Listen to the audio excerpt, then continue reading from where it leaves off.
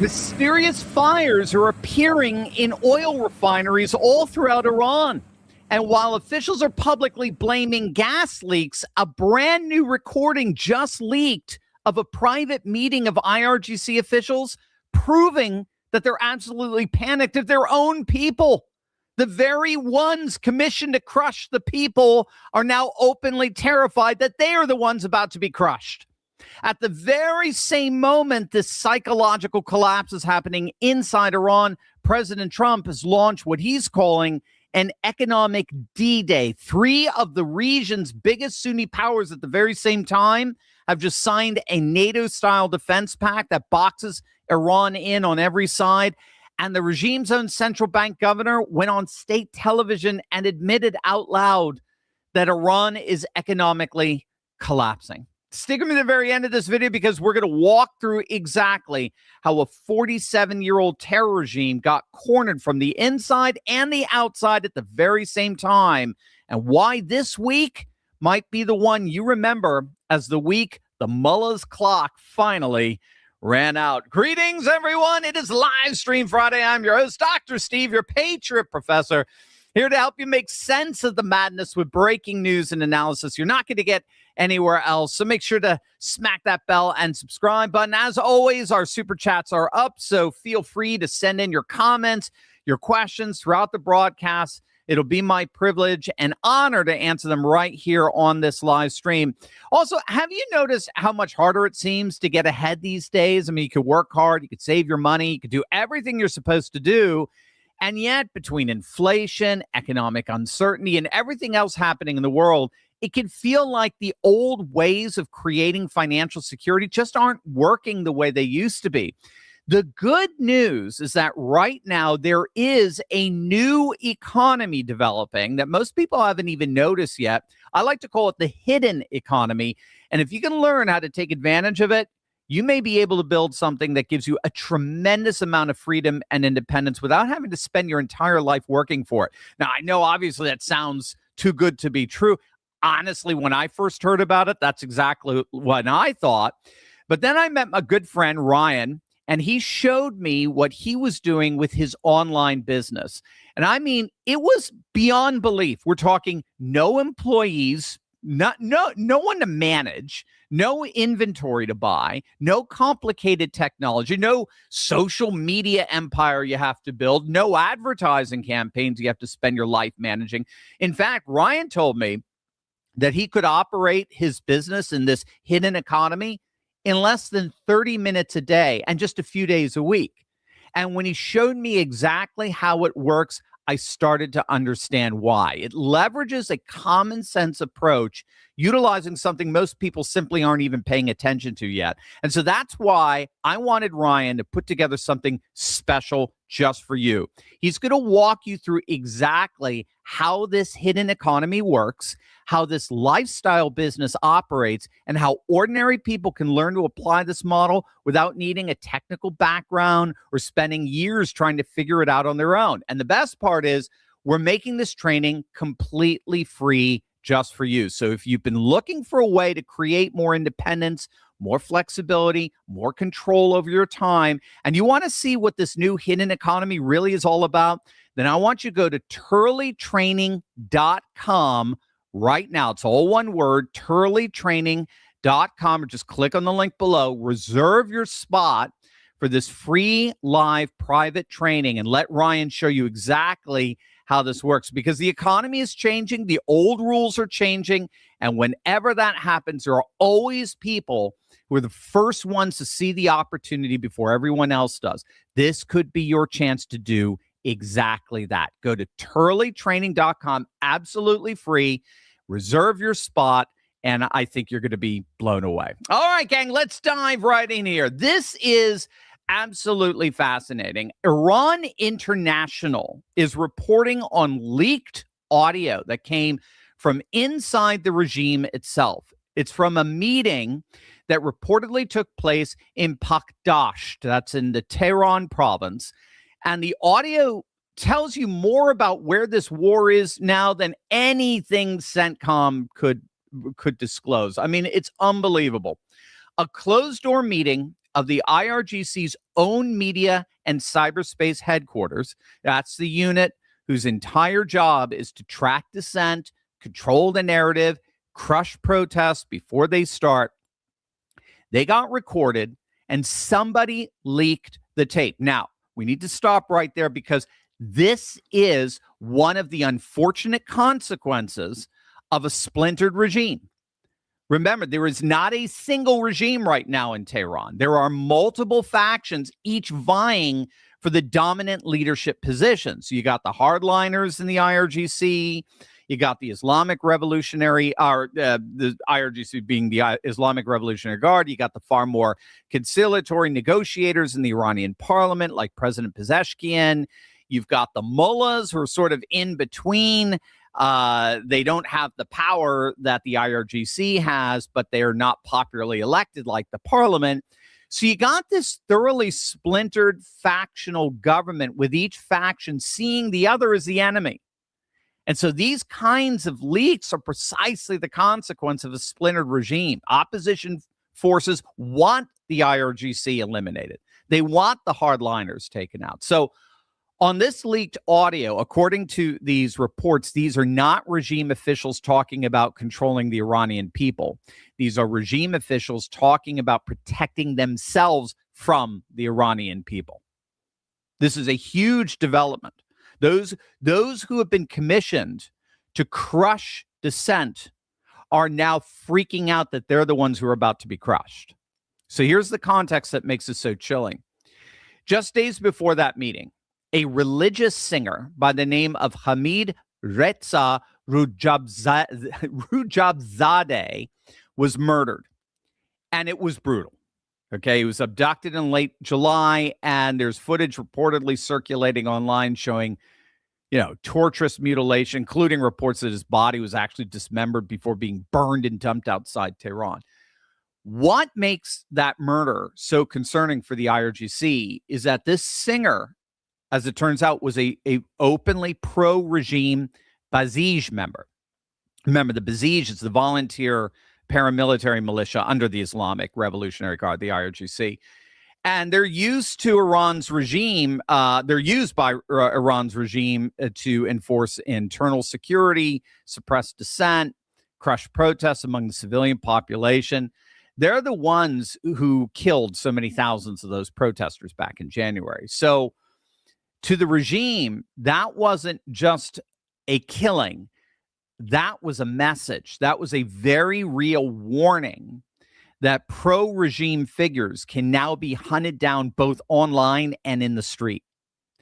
And the lead speaker at that closed meeting said it plainly. The pressure campaign against Basij members, mosque clerics, local commanders is specifically designed to make them regret their affiliation with the regime and potentially flip sides just to avoid a comparable fate as this singer. So what we're reportedly hearing on this leaked audio is that the regime's own enforcers are actually and openly worried that their own colleagues are going to defect because their own countrymen are actively and indeed murderously rising up against them. So it's a classic case of the hunters becoming the hunted. Now, another official in that meeting on the recording reportedly warned that the underlying public tensions of people rising up and taking out Basij members are only going to get worse. And what Iranian insiders are saying is that, in effect, is an admission that the protests never actually stopped. They've shifted away from like the mass street protests to now basically targeting members of the regime, targeted killings of regime-aligned public figures. And so to the IRGC, what that means is that the people, in terms of the mass protests, they're just waiting for the next spark. And these guys know it, and they're reportedly panicked over it. But here's the part that absolutely blew me away, because what really seemed to be of concern for these regime officials was not protests or street marches. It was actually technology. And we've talked a lot about that. I'm talking about it in my Civcosm book on how this is really the first 5G war. This is the first form of warfare that's using AI tech and the like, and even space satellites in a way we've just simply never seen before in warfare. And we could see that IRGC members are starting to freak out over that openly. So for the first time, we're hearing that Iran's own security apparatus is admitting on tape that they're scared of AI, of artificial intelligence in particular. One of the speakers in the room actually reportedly warned that opposition networks could use AI to scan crowd photos, identify individual Basij members by facial recognition, pull their names and home addresses, and then publish it online for mass retaliation. And it gets even more paranoid than that. That same official actually told the room that they should all distrust their own phones.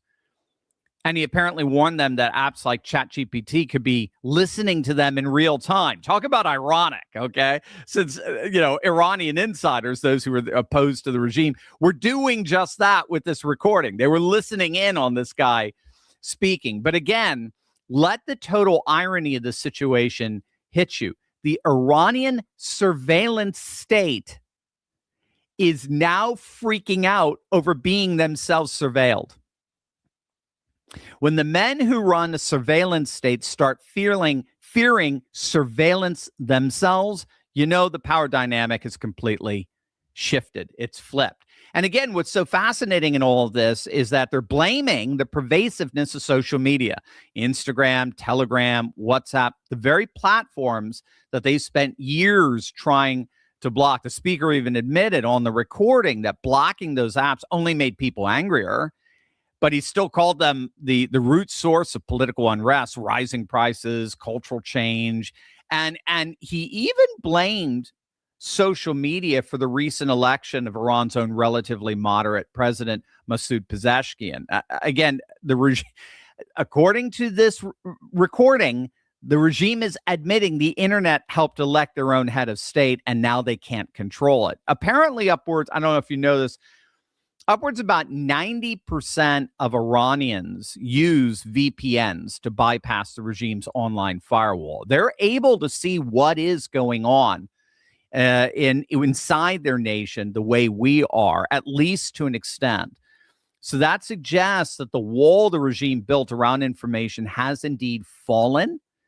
And they're the last ones to admit it, but we're now getting admissions like that on tape.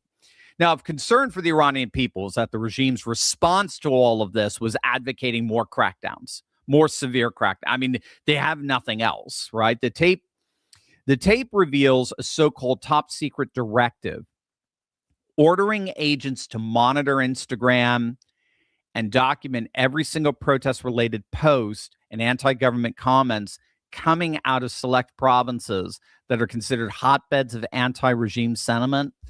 But toward the end of the same meeting, a Pakdasht IRGC cyber official gave, frankly, the darkest warning of the entire tape. He said they should expect widespread violent protests very soon, triggered by fuel prices and targeting of course, food insecurity, water insecurity, targeting not just government buildings, but targeting banks, targeting fire trucks, targeting ambulances, targeting the entire Basij network. So that's the language of a population turning not just against the government, but against the very men sent to protect it. So this leaked tape obviously does not depict a confident regime, right? I mean, the way the legacy media wants you to think. The IRGC officials could say anything, and the legacy media will publish it completely uncritically. It's being completely contradicted by this recording. The recording is showing a regime that knows it's losing control of its own house, and it's reaching for the same old crackdown playbook because it's got nothing new left to try. But the key here with this leaked tape is that it evidences the internal front of a twofold squeeze or pincer or vice grip strategy that's ultimately toppling this regime. What Trump is doing, as we've talked about many times on this channel, is he's applying a classic two-front squeeze strategy. The squeeze is simultaneously external and it's internal. So you've got external U.S. military pressure, you got economic sanctions, you got international isolation, and you combine that then with internal economic and social collapse and digital era descent, which are both squeezing the regime on two fronts simultaneously without requiring direct U.S. invasion. And so while the IRGC and the Basij are privately panicking, President Trump just detonated an economic bomb that may end up doing more damage than any airstrike ever could. So as many of you know, just the other night, President Trump announced what he's calling an economic D-Day on Iran. This week, the president posted on True Social that he was officially announcing, quote, the most crushing economic operation ever taken against any country. This will be economic warfare and isolation on an unprecedented scale.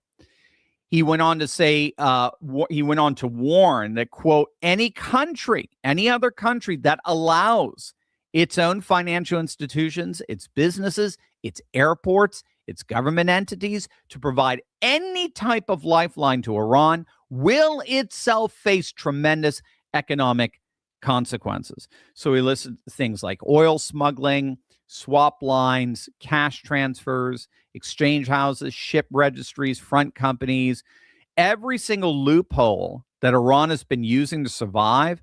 Trump said it all stops now. Full stop.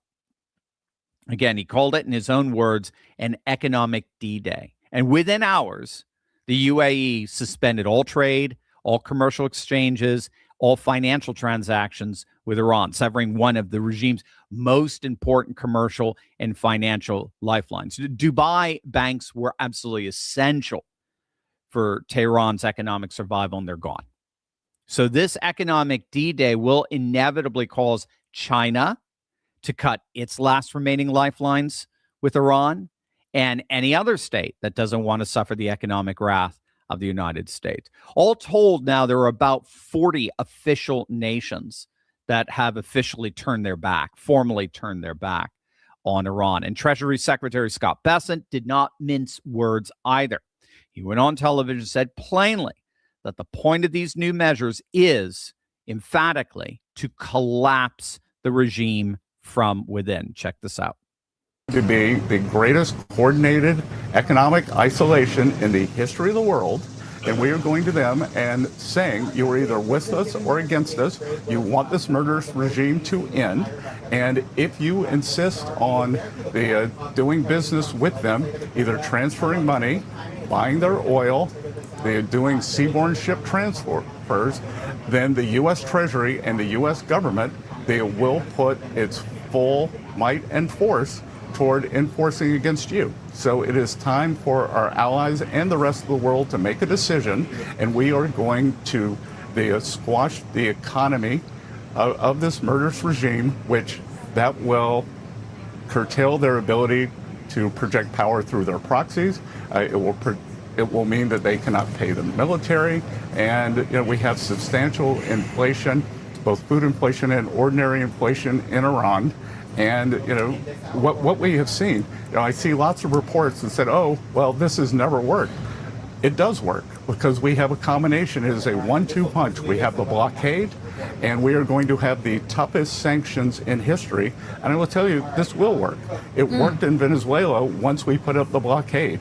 It is working in Cuba right now, and it is going to work in Iran, and we are going to collapse this regime. And in many ways, here's the proof that it's already happening, that this classic two-front squeeze strategy is devastating the Iranian economy.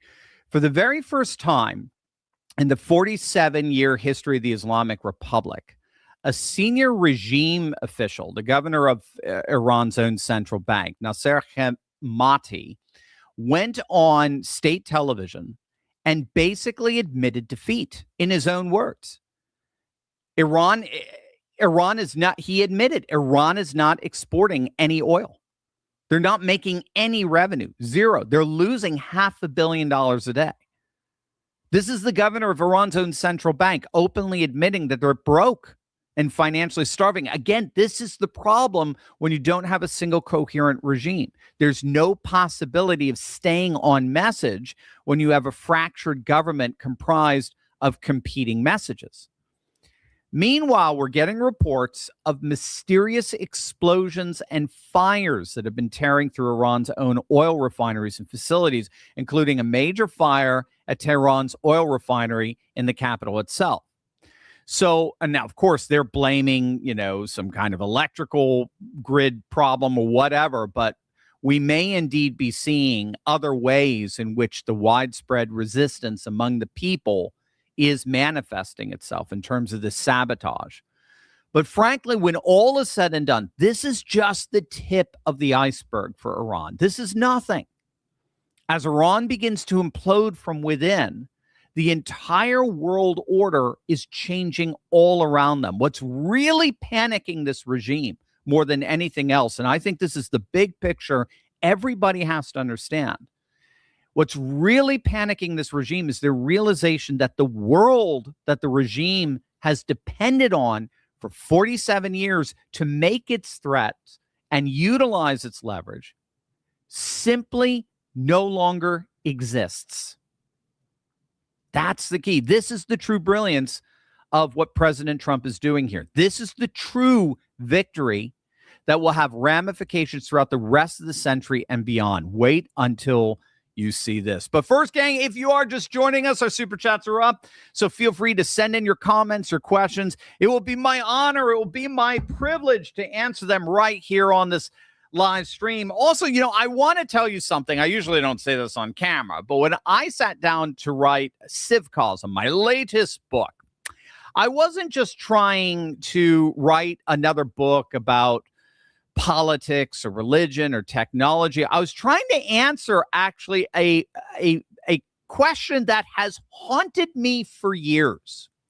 What is actually happening beneath all of this, right? That's what we're all about on this channel. We're trying to get to the true answer, the big picture, the large trajectory of what's happening. I didn't want the noise. I didn't want the headlines. I wanted the pattern underneath everything. And it took me the better part of about 3 years to find that answer. And when I finished the last page, I realized something. I couldn't just publish this book and move on. Some things you got to teach, not just write. So for the first time in years, I'm getting back into the classroom. Your Patriot professor is getting back into the classroom live and virtual, right? So I'm exchanging my podium for a mic and my classroom for a camera, as it were. We're going live and virtual, and I want to walk you through this book myself, chapter by chapter in real time.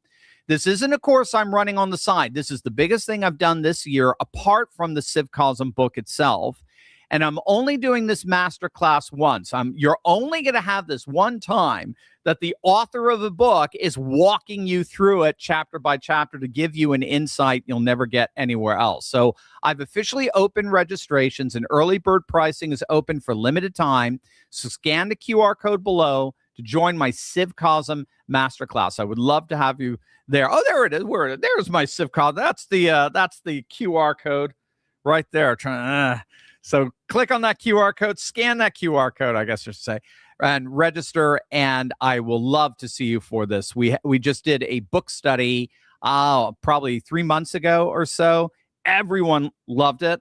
So this is the big book study, my own Civcosm.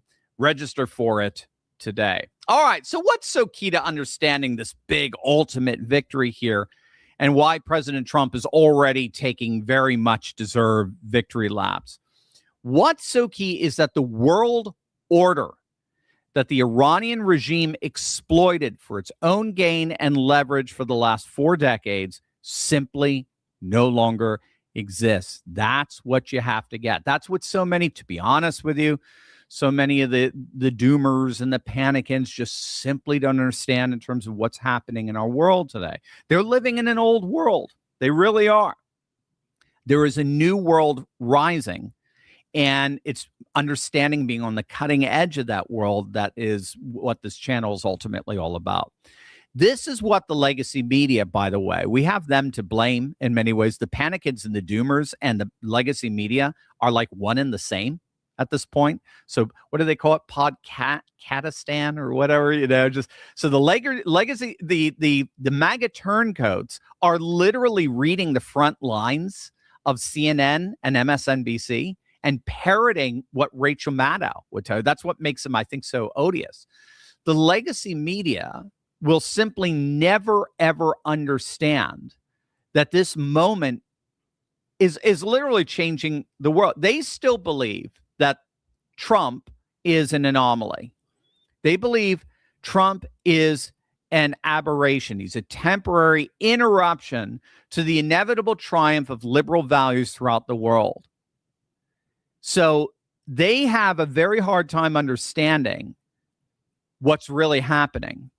And that's Trump and the rising civilizationalist movements around the world are completely remaking the world in such a way that liberalism simply has no future, as well as the Iranian regime. So this is why the legacy media it's not even that they're incapable of reporting what's actually happening. They can't, because it's just sort of admitting that their entire world is over.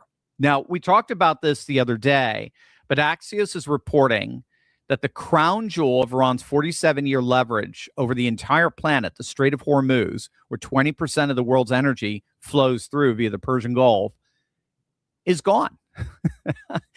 It's literally their one point of leverage is gone.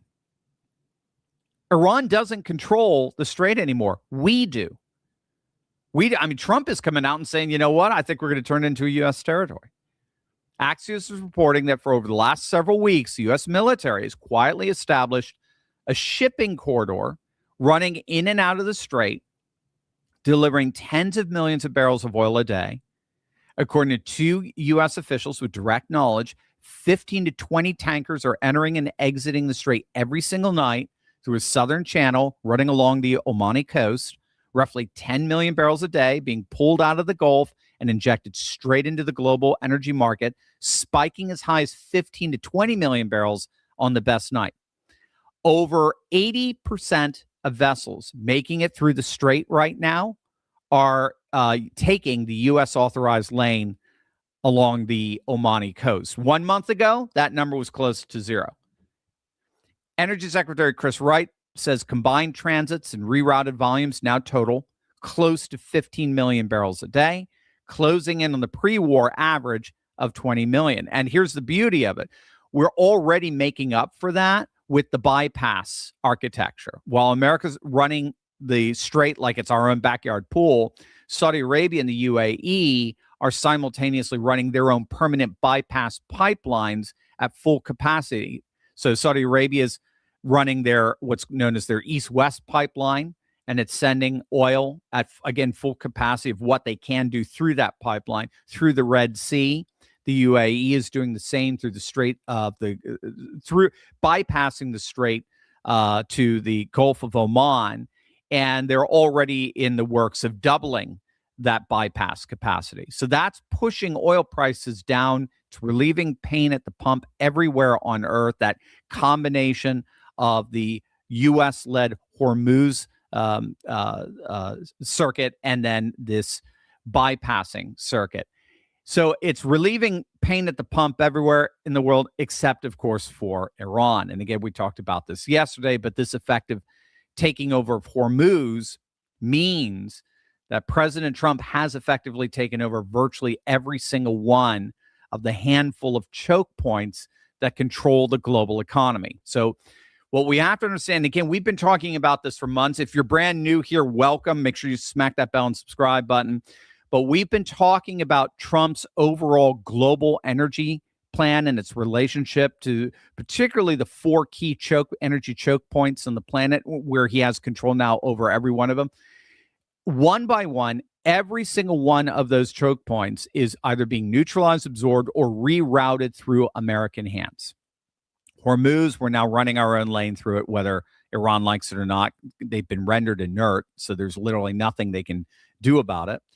This is where Venezuela comes in, right? Venezuela, its oil now half of its oil now flows directly into American refineries. We talked about that the other day. They produce about 1 million barrels a day. It's about 1.2 million barrels a day. It's 20% increase year to year.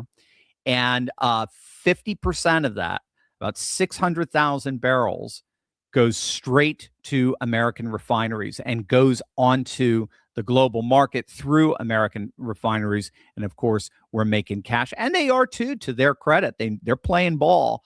We're both making more money than ever right now. The Gulf of this is the whole point of the Gulf of America. This is what nobody understood when they're like, why are you calling it? It's the Gulf of Mexico. Why don't you call it the Gulf? Why are you insisting on calling it the Gulf of America? I can still remember these idiot pundits just making these absurd, childish remarks. The Gulf of America is now officially a sovereign American energy territory. We took it over. It wasn't just a name change. It wasn't just something that, affected Google Maps. The Gulf of America is now officially a sovereign American energy territory, in relation to which reasserting American control over the Panama Canal was so central. That's why Trump started on day one, the very first week of his second term. It was all about getting total control over the Panama Canal and boxing China out of it. And by the way, we talked about this the other day. Which country is right there smack in the middle of this new sovereign American energy territory in the Caribbean? What country is that? Would that be Cuba? That's why we know the communist regime there is coming to an end. Because, again, Trump is reimagining the Western Hemisphere in thoroughly civilizationalist terms. The same Caribbean energy map that's being redrawn around Cuba is about to redraw Cuba itself. And the Straits of Gibraltar, north of Morocco, and the Strait of Malacca, around Malaysia, they're now thoroughly being absorbed into a fully American global energy architecture. And so you put all those pieces together, and what do we see? We see it's just been reported that OPEC's share of global oil production has collapsed from 50% of global energy decades ago to now just 26% today. And that the UAE now has left the OPEC cartel entirely after 60 years to chart its own course with full U.S. backing. And a JP Morgan analysis found that between domestic production, Venezuela, and also our oil refinery agreements in Guyana, the United States could soon command close to 30% of global oil output and reserves. One country controlling 1 in 3 oil barrels on the planet. That transforms us from being merely the largest producer of energy into the single most powerful oil broker on the planet, bar none. And so bottom line, when all is said and done, Trump didn't just break OPEC. He didn't just destroy OPEC. Remember, OPEC was breaking us in the late 70s, okay? Remember those lines during the Carter era and stagflation alike. That was OPEC. OPEC was imposing that on us. We couldn't even imagine a time now where they could do something comparable. That's largely because of President Trump. He didn't just destroy OPEC. He has transformed America into the new OPEC. Now we own the oil. Now we own the energy. In taking out Iran, Trump completed the last piece in the global energy choke point puzzle that will, for the foreseeable future, for the rest of the century, place the United States thoroughly at the center of global oil exports. Can I be honest with you? That's what a lot of people don't like about what's going on. It has nothing to do with Iran. They couldn't give a rip about Iran. They don't like the fact that this is checkmate. This is checkmate on the global energy chessboard. We always had the ability to do it, but we didn't have the political will. All it took was a new president. And there's more. We really are seeing a new world rising.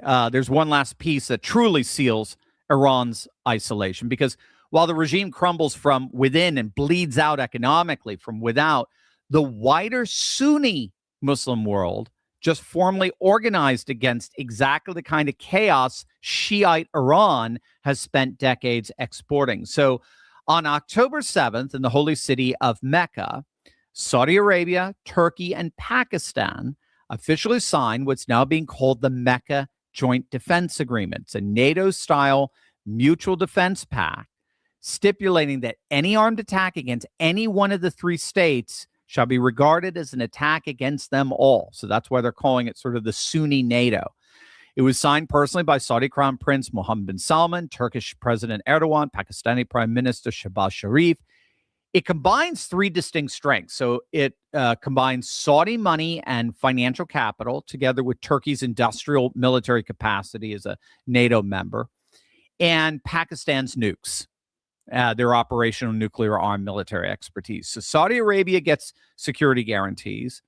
Turkey gets to further project its power throughout the region with Iran now out of the picture. And Pakistan gets access to Saudi money. And the big geopolitical move here is obviously that Tehran is being completely boxed out of the security architecture of the entire region, including its proxies of Hamas, Hezbollah, and the Houthis. So let's bring this all together, because when you step back and you look at the whole chessboard at once, the picture is pretty unmistakable. Internally, the IRGC's own enforcers are on tape admitting they're terrified of their own people, terrified of AI, terrified of their own phones. And they're bracing for another massive popular uprising they don't know how to stop. The clerical structure that's run this regime for, 47 years now is being quietly cannibalized by its own military wing, leaving nobody clearly in charge. Economically, Trump's economic D-Day has choked Iranian oil exports down to a number the regime's own central bank governor admitted on state television, that number being 0. Militarily, the Strait of Hormuz, Iran's one and only trump card at the global poker table for nearly half a century, has been taken out of their hands entirely, with the United States now running the majority of shipping traffic through it directly, all while placing the United States at the very center of the planet's worldwide energy ecology. And diplomatically, 3 of the most powerful Sunni Muslim nations on earth just formed a NATO-style alliance that isolates Tehran on every remaining border. Gang, this is not a regime managing a difficult war. This is a regime that has lost. It's literally lost everything. It's lost its military. It's lost its economy. It's lost its oil leverage. It's lost its regional alliances. And now it's discovering in real time on leaked audio tape that it may be about to lose the loyalty of the very men it depends on to keep its own people in line. 47 years of Islamic revolutionary rule, and the walls really are cracking from the inside at the exact same moment they're being crushed from the outside. We're watching the final chapter of the Islamic Republic being written in real time, right in front of our very eyes. Over to you, gang. Over to you. Our super chats are still up. Fire away with any questions or comments you may have. I'll be more than happy to answer them right here on this live stream. Also, I need to tell you something that I genuinely believe every Patriot family needs to hear right now. There is a window open at this moment in history that's never existed before, and it's not going to stay open forever. And the Patriots who are already on the other side of this are not waiting for permission from the system to provide for their families. Because of AI, yes, the very thing that the Iranian regime is so afraid of, It has never been easier or faster to create additional income than it is right now. So what used to take months, what used to take a team, what used to take a budget and years of experience, now literally takes just hours. The playing field just got leveled, and regular families, not Silicon Valley, not Wall Street, regular families are the ones who can actually win right now if they move. Now, a friend of our show and a co-author of one of my books, Joseph Aaron, he saw this window and he made a commitment. Every single member of his family would have their own income stream where AI does the vast majority of the work. So this is his 18-year-old son, his 16-year-old son, his 21-year-old daughter, even his wife, real businesses, real income, all built with AI. Now Joseph and his kids are opening this up to you. They're hosting a completely free 5-day live experience on Zoom where they're going to sit down with you and help you build one too.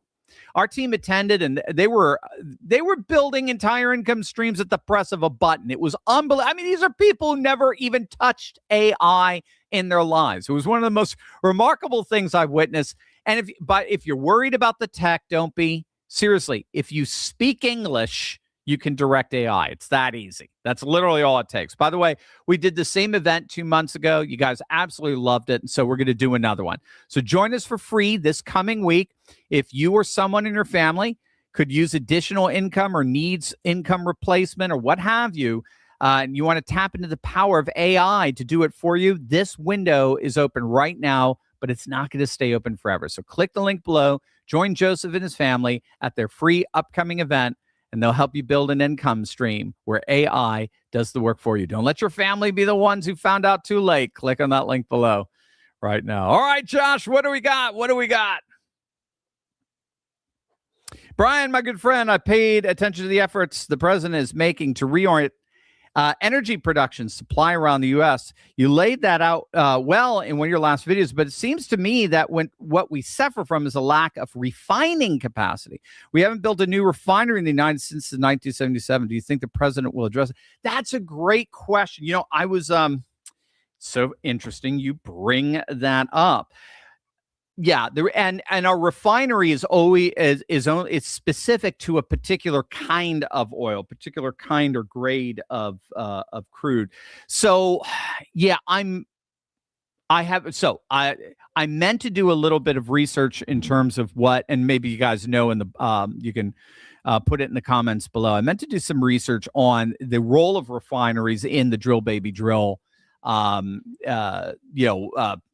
paradigm that he's putting forward. But I want to see if I can grab that for you now. Give me a second here. With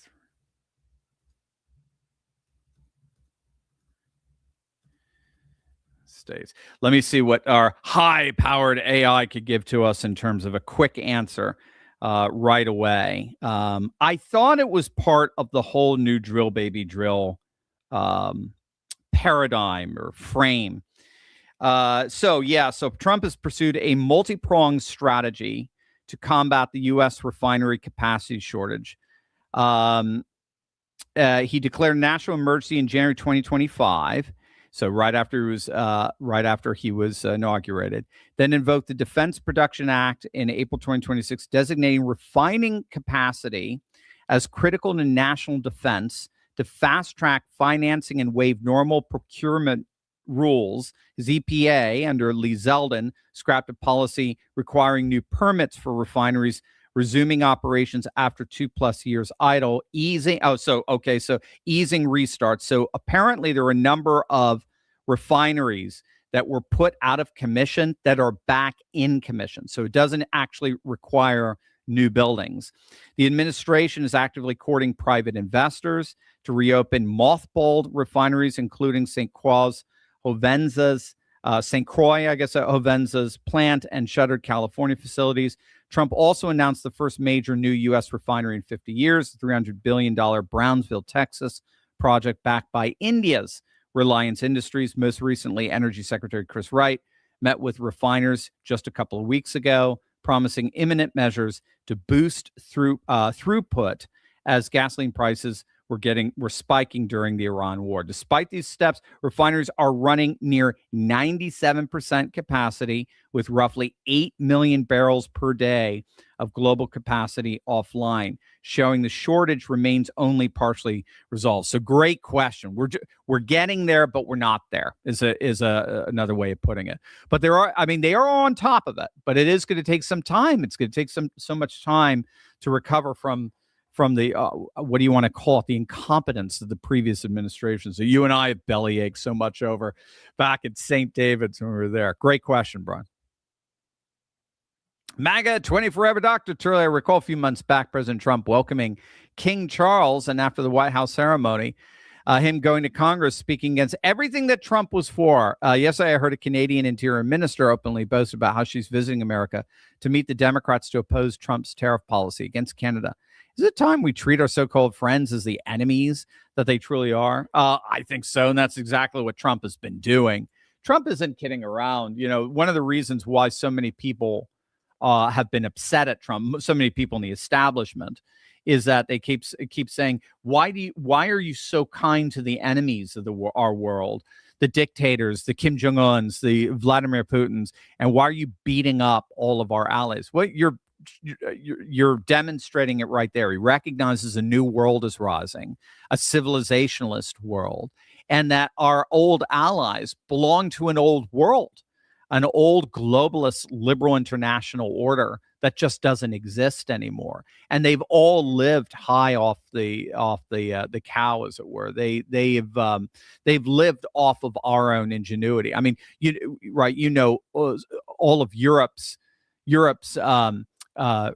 prescription drugs are at such a low. It's all changing now. We're at such a a discrepantly low cost offering, precisely because we were bearing the brunt of all the costs of the R&D. And again, it's the same thing. They spend next to nothing on NATO because we bear the brunt of the vast majority of that expense. And Trump's just said those days are, and that's why he said Canada. Canada's like, you just look, you 30, 40, 50% of your trade comes from us. 2% of ours comes from our exports go to you. You're totally dependent on us. And yet you turn around and you tariff our goods. You have the gall to do that, to protect your own industry. Just those days are over. We're just not playing those games anymore. And Britain, again, Britain's establishment is one of the worst. Britain's establishment is one of the most politically correct, pathetic pussies on the planet. And it's time that Nigel Farage and Reform UK and Rupert Lowe and was it Renew Britain? They need to take over. We need to make sure that Reform UK is like the new Liberals, right? They're the new Labour or something, and Restore Britain becomes like the new right wing. I mean, we just need a whole new left and right, and we just need to get rid of these idiots that are in power. Canada's going to take a while because Canada, for whatever reason, is just absolutely mired in this left-wing BS. Franz, Dr. Steve, China's Navy is in the Red Sea to allegedly help combat piracy with their history of stealing IP. Can they really be trusted? Interesting. Yeah, I like that. I like the way you're connecting that. No, of course not. They can't be trusted. Of course not. Everything that China does, even Chinese citizens who come here to study or whatever, everything is always for the benefit of the CCP. China is the CCP. That's what you have to get. China, the People's Liberation Army exists in order to protect the CCP, just in the same way the IRGC exists to protect the regime. It's not to protect the homeland. It's not to protect the people. It's not to protect your neighbor. It's to protect them. Okay, so no, there's nothing. But again, China's finding out that so much of its power was dependent on the old, exploiting the loopholes in the old liberal international order, and now with networked multipolarity that Trump has set up, with where you're going through the Western Hemisphere, or the Shield of the Americas, as he calls it, through NATO, and then into the Abraham Accords in the Middle East, and the I2U2 that stretches out into India, and the South Pacific, and then the Quad, which stretches us all the way out to Australia and Japan, that he is creating a civilizational infrastructure that covers the planet and has one purpose and primarily one purpose only, and that's to box out China. That's pretty powerful stuff. Now, again, Australia, most of its trade comes from China, obviously, and its imports and so on. But regardless, it is a way of minimizing the power that CCP has and exercising via the Belt and Road and so forth, its influence around the world. Texas on La Shock. What about with what MTG did earlier this week? Do you think it's because of TDS, or has she really been willing to compromise U.S. security for talking points? I have not caught up with exactly what you're talking about with MTG in terms of what she did this week, but yeah, I mean, everyone's got their own. So, I mean, I can't address specifically what you're talking about. I could just be more general, and that is the MAGA movement is a massive coalition. It's the biggest coalition, right-wing, Republican coalition that we have seen in perhaps ever. Maybe something akin to the Reagan coalition, but the Reagan coalition fell apart pretty quickly under Bush Sr., where this looks like it's a coalition that has some pretty powerful, pretty strong staying power, especially given the fact that most analysts argue as of 2024, November, really it was in many ways Obama's coalition that became MAGA. So we're talking white working class, we're talking Latinos, and we're talking men under the age of 30. Those were all big, huge Obama supporters of white working class, gave them Ohio and Pennsylvania, Michigan, Wisconsin, and Iowa. Latino vote gave them Florida. The under 20 or under 30 male vote gave them everything else. And that all switched over to Trump. And it's a very, very powerful coalition. And what you have right now is you have a number of splinter groups inside that coalition that are trying, that are desperately trying to co-opt the coalition, to make the coalition its own. And they're trying to put their main people at the head of it. So at the more macro level, it's kind of the little civil war that's going on between supporters of JD and supporters of Marco. I mean, we saw that already with Trump and Ron DeSantis back in 2022 and 2023. It's not going to go anywhere. I mean, this is Trump's party, and whoever Trump endorses, they're going to get the nod. They're going to get the nomination. It's going to be JD at this point. It's pretty clear. And Marco will be his running mate. So it's not an either or. But I think with MTG, with Massey, with Tucker, there's just this, they had their own paradigm. Tucker, I think, is actually just looking for an audience in the end, a post-Trump audience. So he's just trying to get ahead of the wave. That's just my sense. I don't know. But what's the can? It's just my opinion. It's just my feelings. Does that just? I don't know. I just feel, and therefore I know, right? But I just think MTG tried to be the future of MAGA, and Trump kind of shut her down and said it's not going to happen, and she's really pissed at that. And so whatever she does, she's trying to now defect as many people from Republican MAGA and come on over to their supposed third party that they're trying to create. It's going to be a disaster. It always is for them, right? If Elon couldn't start a third party, I assure you they can't.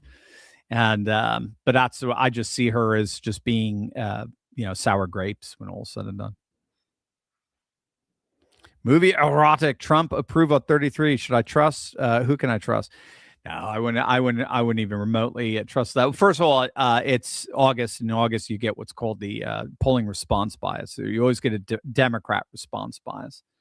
And a Democrat response bias it comes in the summer because Republicans have families. Democrats have largely stopped having kids, where Republicans are having more than ever.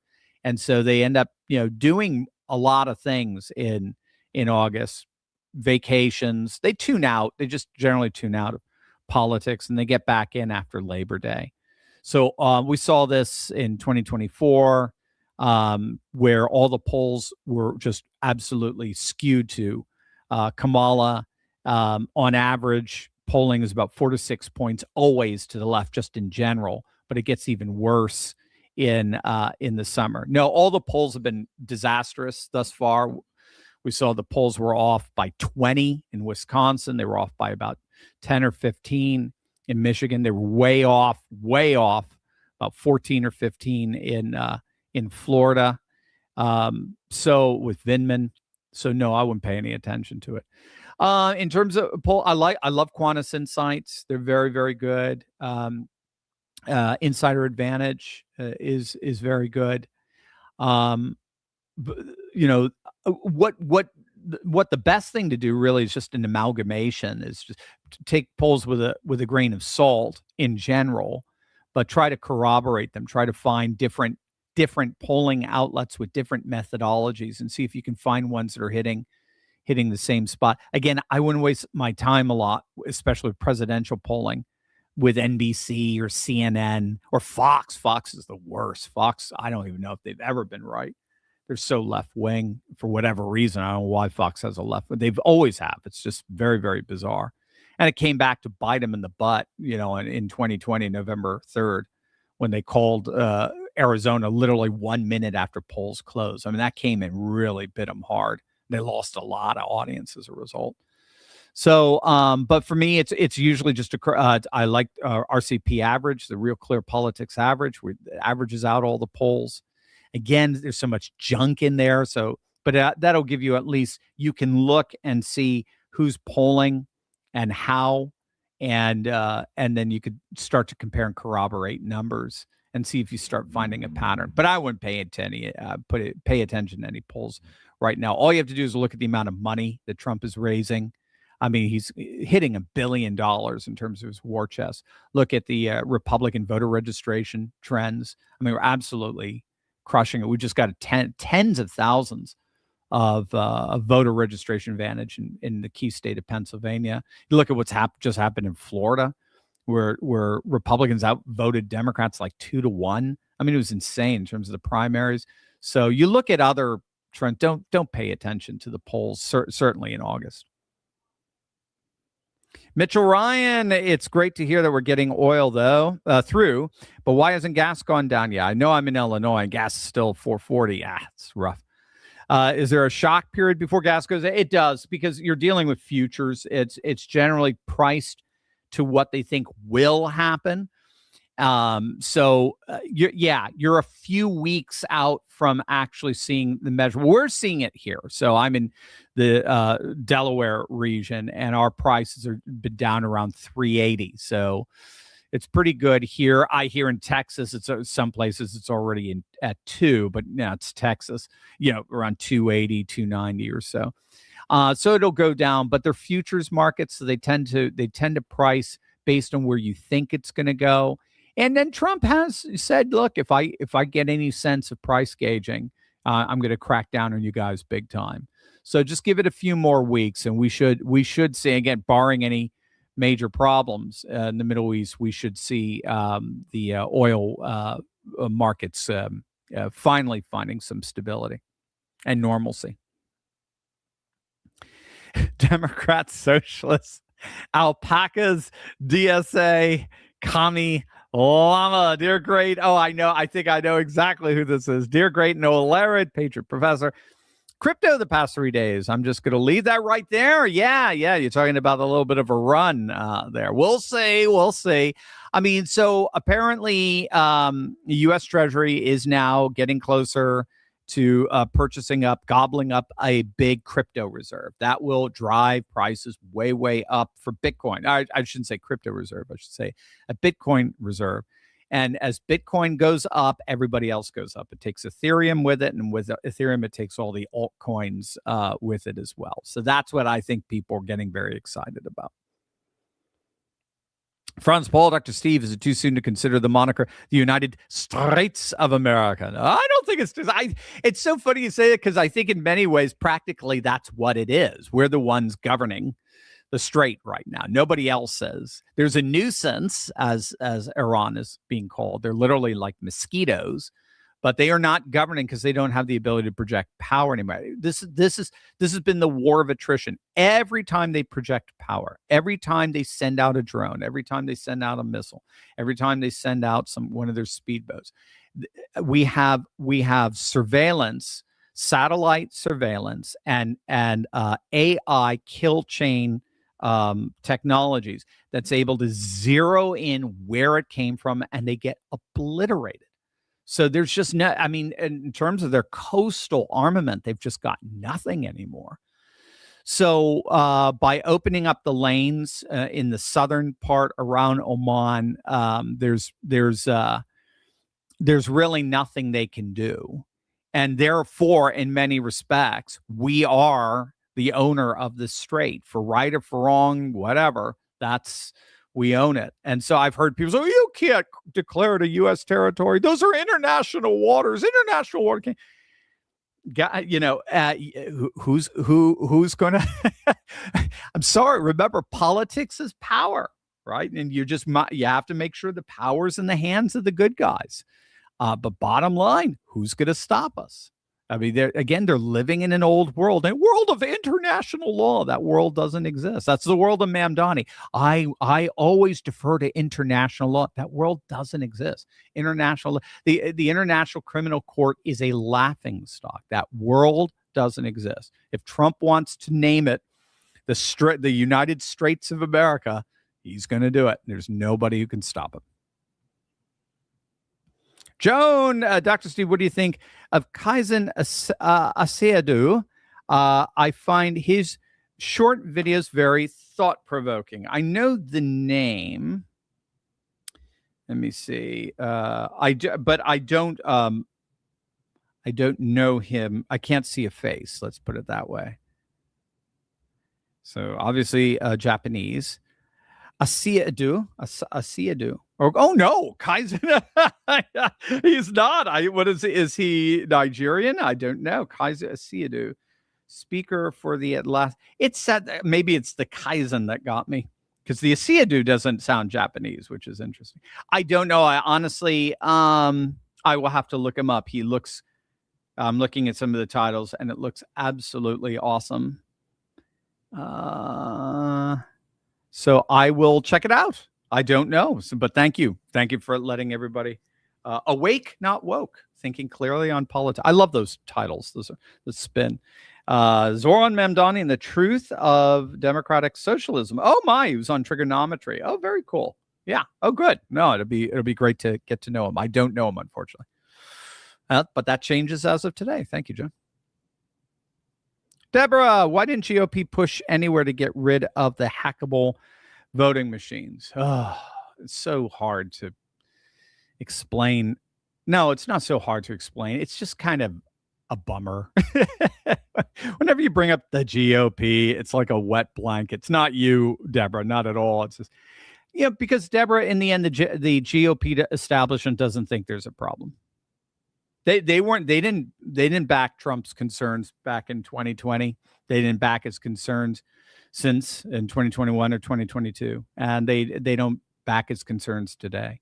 The MAGA movement and its very legitimate concerns that we have serious issues with voting integrity and security. That MAGA movement is entirely channeled in the executive branch. There's nothing Republicans would do. Now, there'll be some state Republicans will do it. In fairness, Arizona did some good stuff, and Brian Kemp, and Georgia did some good stuff. Florida, certainly, Ron DeSantis done excellent stuff. So you're seeing it done at red states, but the problem isn't red states. The problem is blue states. And unfortunately, the GOP, the GOP is it's our version of the Tories. They're a very lazy, very, business model oriented political party that's there for a very nice retirement, very nice connections, very nice perks, and then they use ideology and your values, interests, concerns simply as political capital for their own gain, but they could care less about 90% of what we care about. Unfortunately, it's just now the advantage is they don't want to kill us. That's the advantage. Okay, so you got this lazy, stupid party versus another one that is just made up of rabid Marxists who actually want to destroy us and destroy our nation. All right, I'll go with the lazy, stupid party every time. But they're certainly not inspiring, that's for sure. And they're certainly not rising to the occasion that I think this moment in history requires. Richard, will Cambridge Larynx Center ever be respected again? Every time I think of Professor Araday, RIP event, I can't stop laughing. Yeah, and you heard, I think it was an American professor who actually turned him in, and he just got suspended for being, I believe, discriminatory or something like that.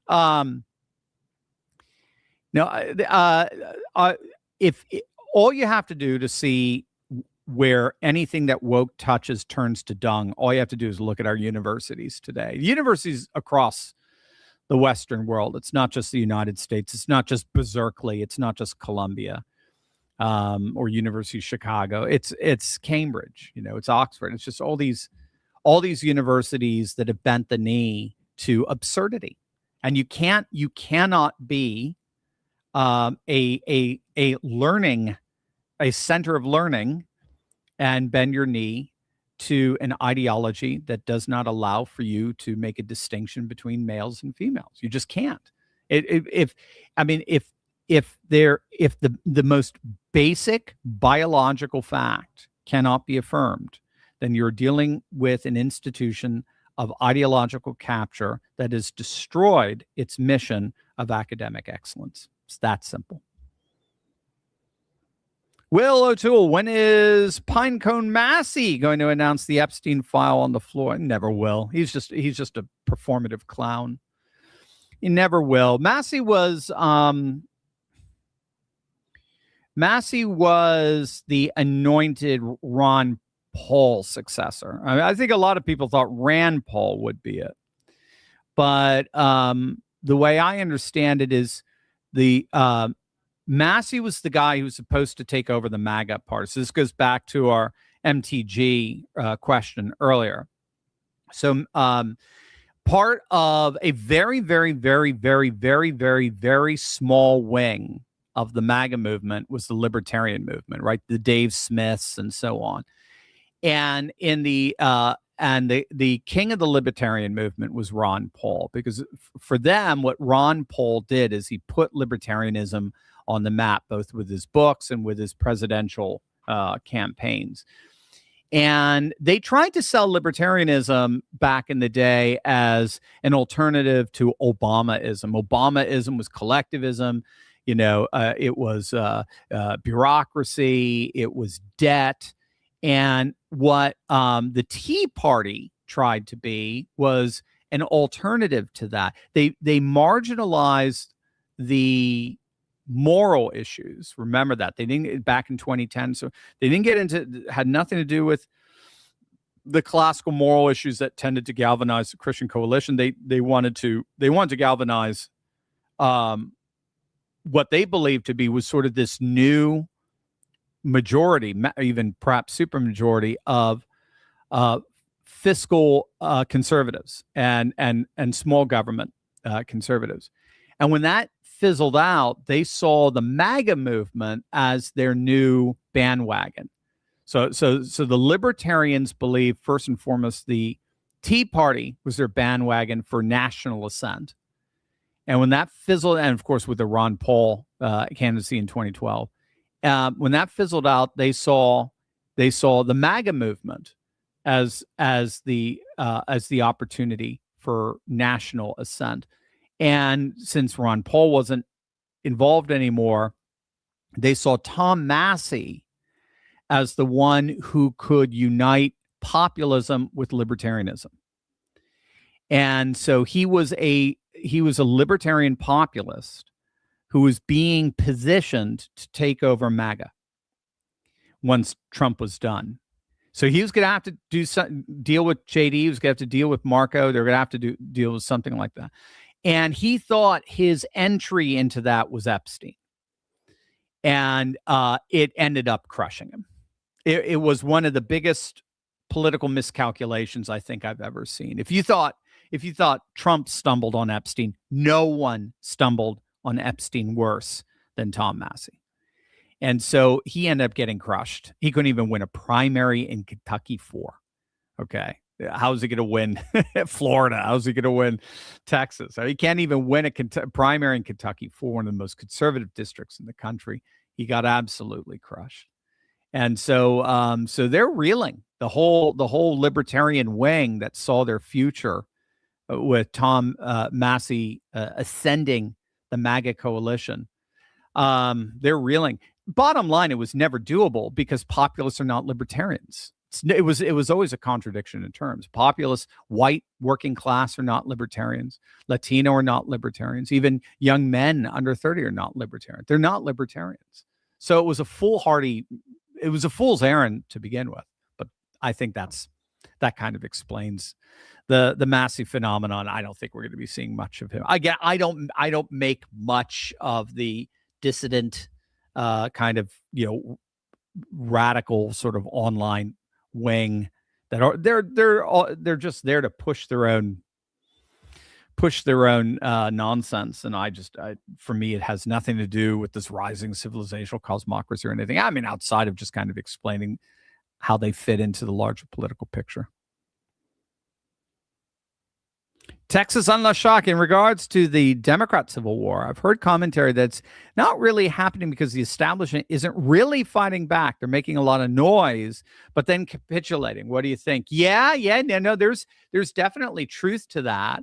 I mean, it's there, but in the end, what you're seeing is a dying political party. And when you see a party in decline, what tends to happen is it tends to defer to its most radical wing because it's the only wing that has any energy. It's the diehards. And so that radical wing ends up more or less taking over. So if you want to stay in the party, you're going to have to capitulate to them. There's just no way around it. The problem and why it is a civil war in terms of them bleeding out and shooting themselves is that more and more people are leaving. So I don't know if you saw, I was thinking of doing a video. I just thought the Iran issue was more important today, but there are a number of Democrats in Michigan publicly coming out and say they're all for Mike Rogers. They're not doing the Abdul Sayed thing.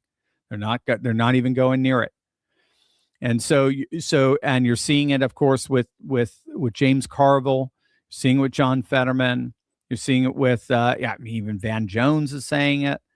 They are saying, look, if this is the future of the party, I'm out. I'm done. And now more and more people are coming out and say, yeah, I'm done. I'm voting for Mike Rowe. I'm voting Republican. I'm voting for a Michigan Republican senator for the first time since 1994. Right.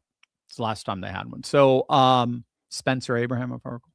So that's the key. They have to capitulate if they're going to stay in the party. But the Civil War is more kind of the death throes of a party in decline. And a party in decline will always have its most radical wing exercise increasing power and influence, which will eventually force more and more of the centrist wing to leave. Again, we saw it in 2024, and we're seeing it again in 2026. And then the more the centrist wing leaves, then the more radical the party gets, and the cycle just keeps repeating itself. So I think that's the key to understanding both the Civil War, but also the capitulating as well, because it's just inevitable. If the party's in decline, it's going to get more radical. So either make your peace with it, or you're going to have to leave, because there'll be no place for you, right? Yeah, silence is compliance and the like. Bill's Save America Act is at a critical point, a Donald J. Trump EO plan, but waiting for. We have DSA winning here and there. Dearborn is an Islamic hot mess right now. Something's going to break in Dearborn. Okay, you snuck in lots of questions there, Bills. At a critical point. So Save Act right now is stalled in the Senate. No way around that. So we followed it all the way to the moment it finally stalled. They voted to recess for the next 5 weeks, and I gave you that was a Friday, early Saturday morning, and I gave you the video update on Saturday afternoon saying Thune blew it. He absolutely blew it. He could have voted on the Save Act as part of a reconciliation bill, and he chose not to. And so in many ways, Republicans are being held hostage by 4 Republicans, Tillis, Susan Collins, Murkowski, and our own Mojtaba Mitch McConnell. And Susan Collins, and to their credit, Mitch wasn't there, but the other 3 voted for a slimmed down version of the Voter ID Act, but as a standalone rather than as part of a reconciliation bill. And so it failed. So it was really just more a show.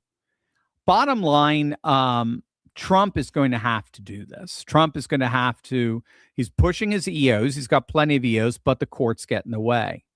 So I think personally, he has to declare a national emergency, given the information that he shared with the country about China's interference in the 2024 election. Remember, this is to the against all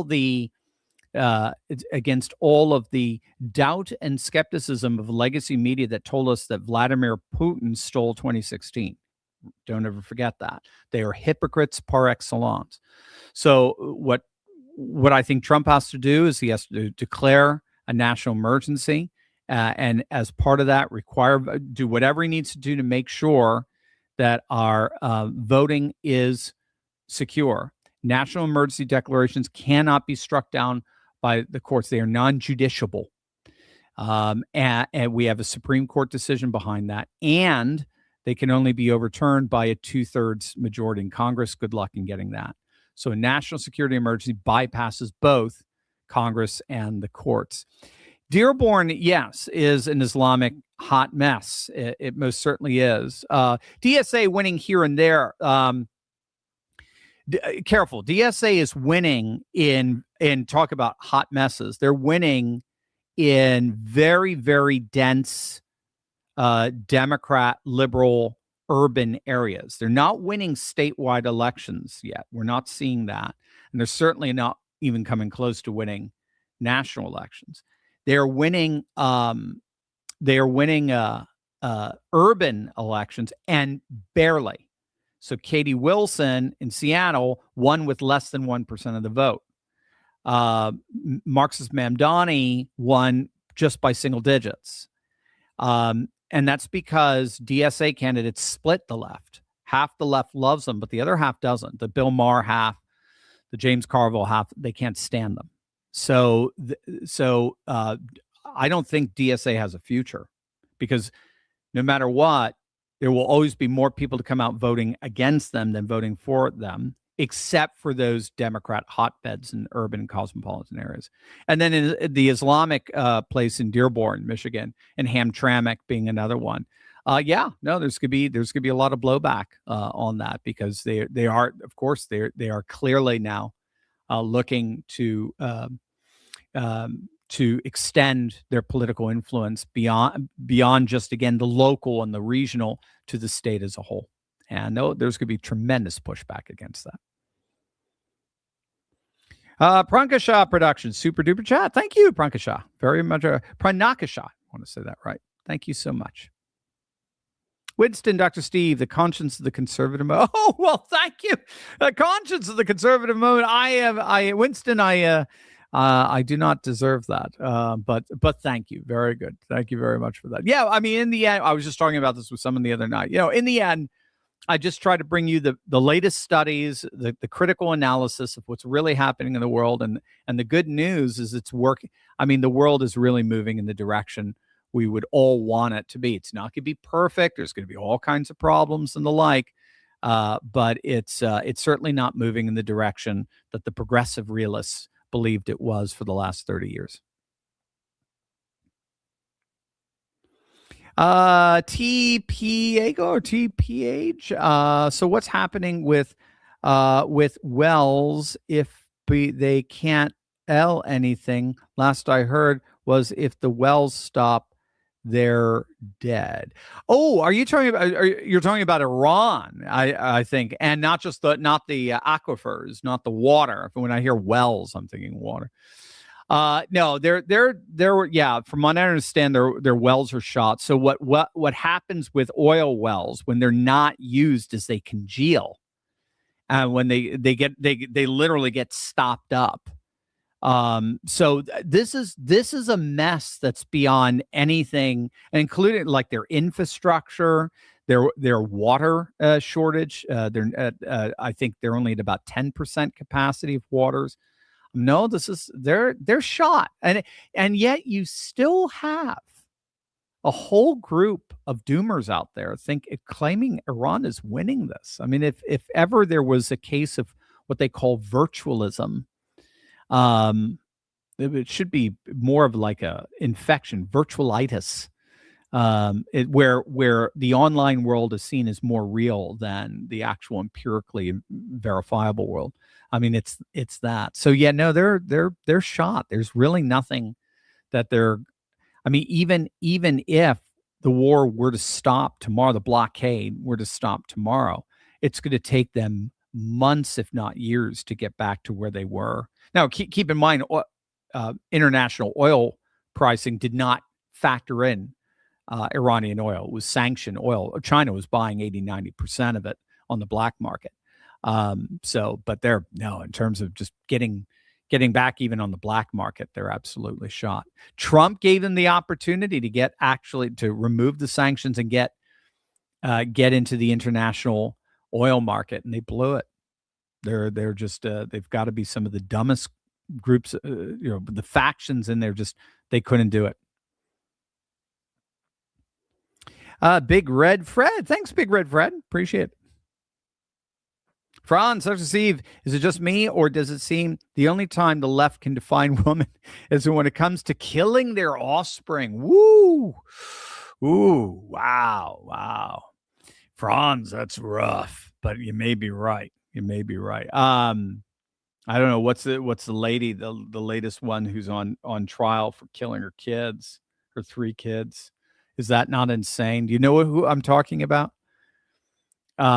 It just brings victimhood to a whole new level that I frankly didn't even know was imaginable. But so you've got this woman who's on trial for killing her 3 kids, and I think everyone involved kind of admits she did it, but she's blaming it like on postpartum depression.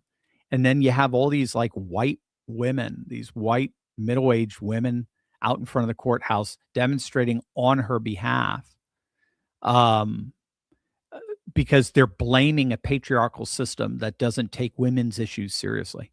So they're Marxists. Remember, that's what's different than a socialist and a Marxist. So socialism is just simply an economic system of redistribution, however you do it. It's a redistributive model of finance. Communism is about destroying the oppressor. Communism is an ideology. It's a meta-narrative about oppressing the oppressor. It's about vanquishing the victimizer. So you've always got to have victims in a communist system. And when you're a victim, 2 things automatically happen. You are automatically exonerated from any moral culpability. Number 1, because you're a victim. You would not have done this if it weren't for external forces. And then number 2, it politically mobilizes the energy necessary to burn down the system that's creating the victims. So victimology has been widely seen as the most powerful ironically, let that hit you, the most powerful political force in the West today. And it even works in the world with third worlders, with the way Mamdani, with Gaza and the like. So, but it's time today. We ended up realizing that victims are those who claiming themselves to be victim, like we see in the WNBA or something. They are actually the real oppressors. They are the real violent persecutors, and they need to be treated as such. 280Z Bear, what are the odds of Nixon and Jolly winning? 0. Who Jolly? I know Nixon is for the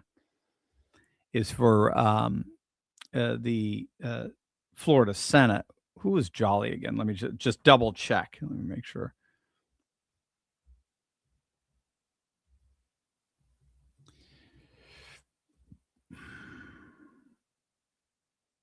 Oh, he's the one. David Jolly facing Byron Donalds. No, 0. I mean, absolutely 0. We've never seen a state that went for a president in a presidential election by, say, double digits, like we saw with Trump, plus 14, plus 13, plus 14 in Florida. We've never seen that state then shift and vote for a senator or of the opposite party. That just doesn't happen. Governor maybe, but not senator. So no, Nixon has, I mean, no chance. It's going to be Moody was by 20 probably, just like with DeSantis, and I would see Byron Donalds as being something similar. That's Byron Donalds he is Governor Donalds at this point. Lisa, Josiah, or Dr. Steve, can the radical liberals scrolling on your screen with offensive comments be eliminated from the chat? Oh, are there radical liberals with offensive comment? Yeah. Hey, Josh, we are supposed to have moderators on the live stream getting rid of offensive, silly, pathetic liberals who are trying to beat up our party here. So, yeah. So I don't know what's going on there. Ha. They're being taken care of, Josh is saying. So there you go, Lisa. No problem. Yeah. And again, make sure everybody knows, anyone and everyone is invited to a live stream. Obviously, we have no problem. Left, right, center. We have no problem whatsoever. The moment you are disrespectful, the moment you are insulting of the people here, especially our regulars here, you're gone. You're out of here. There's no place for that. As far as I'm concerned, fundamentally, this channel is for our subscribers, our guests, people who are very interested in engaging in the conversation.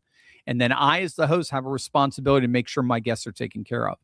And if you're some scum that just wants to come in and cause trouble, a bunch of trolls, because you got nothing else to do as you scratch your butts in your mother's basements, you have no, but go find another live stream to infest. Dan, it looks like Trump can have the straight and the midterm after all. That's cool, Dan. I like the way you summarize that. Yes, that's the bottom line in terms of what we're looking for going into the midterms. A lot of us wish it weren't the case. I wish we didn't have to deal with it's either Iran or the midterms. I wish we didn't have to deal with that. But there's a third option, and that is it's Iran and the midterms. We can have both, and Trump believes we can. Trump believes we could still be actively in the Iranian theater while at the same time crushing it in the midterms. So the what do you want to call it? The generic sense is that it's one or the other. If you want the midterms, you got to get out of Iran. If you want Iran, you're going to lose the midterms, right? So I'm with you, Dan. I think right now, I think we can have both, especially the way they're structuring Hormuz. PV, American victories in 2026, 27, 28, and beyond. Permanent exile for the communists and Islamists. Go doctor. I love it. That's it. That's what this channel's for. Pure optimism. And thank you for that wonderful super chat. Yeah, the best as I could see it right now, the best Democrats can hope for in 2026 is a few extra seats, is a few seat majority in the House. I think they have a very, very low ceiling. Republicans too, because of redistricting.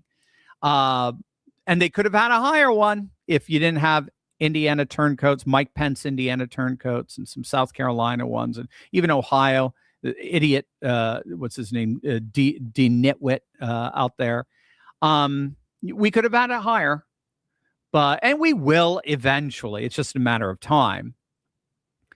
But that's the best they can get in the House. They're not going to win the Senate, and we're going to have the White House. And there's nothing a Hakeem Jeffries house can do at all about the Iran war. They can't do a darn thing about it. So there's not going to be, and again, they can't do anything at all. I mean, Congress is really dysfunctional at this point and more or less powerless. There's nothing they can do without the Senate. There's nothing they can do in general. So that's the best they're going to get in 2026. 2028 is already looking like it's going to be a blowout with all the movement and the electoral college population moving into red states, keeping red states redder, making red states redder. JD should be able to win with even more EVs than Trump was able to win with, and then 2030 our census finally kicks in, and we'll or actually it's technically 2032, and that's when blue states will probably be locked out of national power for the foreseeable future from that point forward. So, you got it, man. Permanent exile for the communists and Islamists. Love it. And with that, guys, have a wonderful weekend. I will see you on my back porch as your back porch professor on Saturday. And until then, make sure you smack that bell and subscribe button for breaking news and analysis. You're not going to get anywhere else. Love you guys. God bless.